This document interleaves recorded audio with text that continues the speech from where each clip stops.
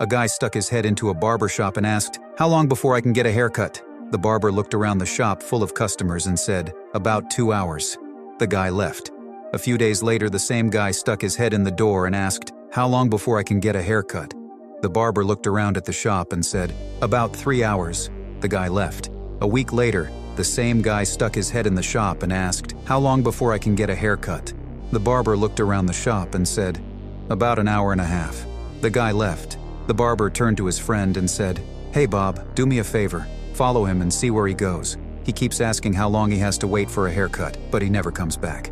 A little while later, Bob returned to the shop, laughing hysterically. The barber asked, "So, where does he go when he leaves?" Bob looked up, wiped the tears from his eyes and said, "Your house."